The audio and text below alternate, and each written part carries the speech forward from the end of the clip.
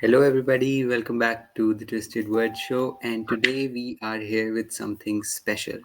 Today, Mariana and I are going to share little excerpts from our novellas and novels and short stories. Um, let's get started. Mariana is going to share it with us first. And also, okay, just start. Hello, everybody. Yash. Okay, so thank you for the opportunity to read a little section of my story. I hope you like it. Okay, this is the story of Dumpling's plucky rescuers. It's a story about farm animals, and Beulah is the farmer's favorite goat. So let's see. Okay. She wasn't a horse, but she was going to show everyone that she could do better than any show horse.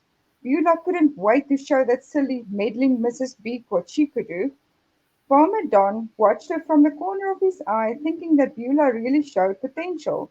Perhaps he should enroll her for the animal show too. "What are you doing, Beulah?" asked Ben the first morning. He noticed how she copied Dumpling's moves. "I think it's obvious that I'm training," chirped Beulah. "Oh dear," muttered Ben. "Training for what?" he asked, worried about what she might answer. "For the show, of course," she said.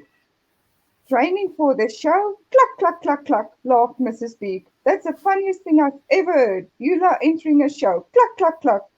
She saw pieces of hay on the ground that must have fallen from Lee's boots. She picked at it. She loved the sweet taste. Oh dear," whispered Ben. He was cross with Mrs. Beak for laughing at Beulah. Friends should support each other, and he knew how upset Beulah could get, especially with that chicken. Before Beulah could put Mrs. Beak in her place, Ben stepped in. "I think you'll be marvelous in the show, Beulah. I think you have a natural talent." Beulah beamed. She loved compliments, especially from her friends. "Natural talent to forget which foot is on your left and which one's on your right. Cluck, cluck, cluck. Left foot first, Beulah. That's a wrong one again," Mrs. Butte chuckled. "I expected this to happen. You're a goat, not a show horse." "Mrs. Beak, don't you have somewhere else to be? I've heard that the front yard is full of delicious worms. Don't you feel hungry?" asked Beulah. "Eating worms instead of watching you trying to figure out which foot goes where? No can do." Beulah frowned. Mrs. Beak was far too interfering. Just who did she think she was? Had she forgotten that Beulah had always been Farmer Don's favorite animal? And that's about it.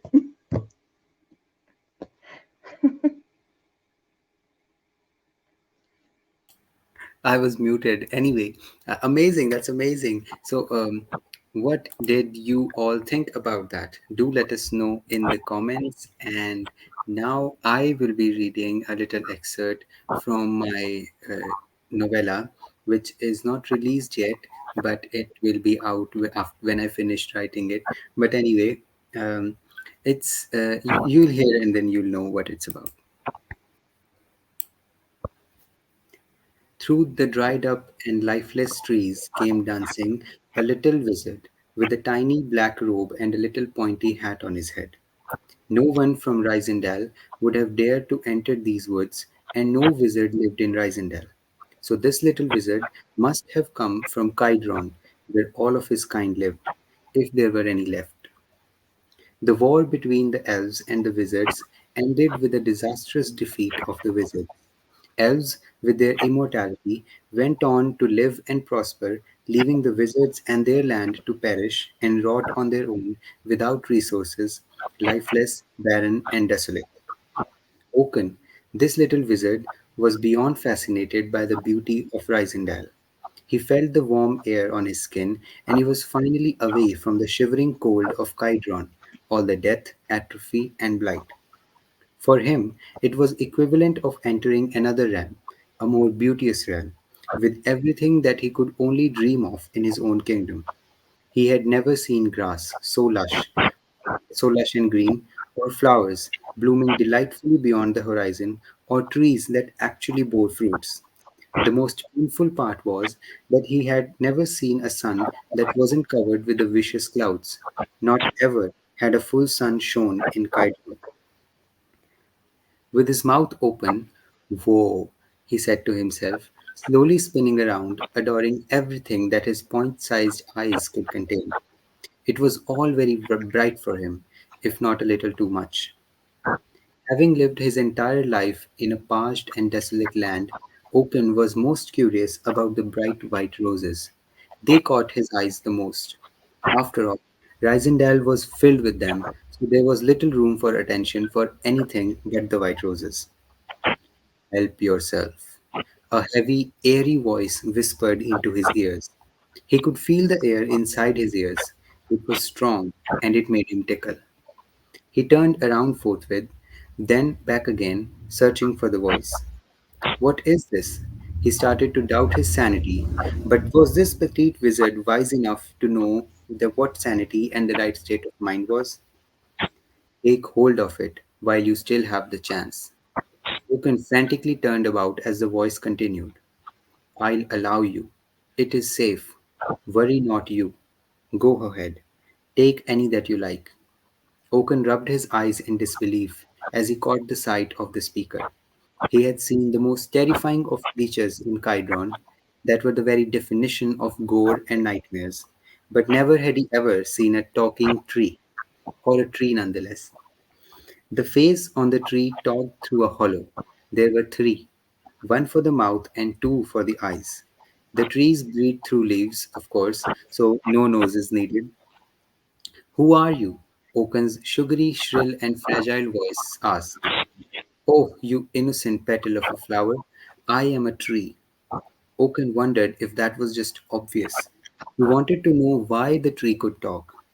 The tree had its gaze fixated on the boy as Oaken searched the talking tree from afar until the tree spoke up again. "If you are wondering how I am able to talk, well, let me tell you that I only always talk to the special ones, none else." "Why am I special?" Oaken asked, which was quite straightforward for a little fellow like him. He was neither excited about being called special nor worried, which was strange. "Worry not you. Do not lose don't those white roses fascinate you?"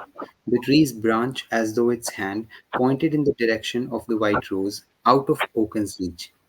"Take one home," the tree said. Oaken looked at the white rose, kept looking for a while, thinking just how ordinary and like any other white rose it was, and yet the tree pointed towards that. When he turned around, the tree's face was gone. That Wow. was it. Yo.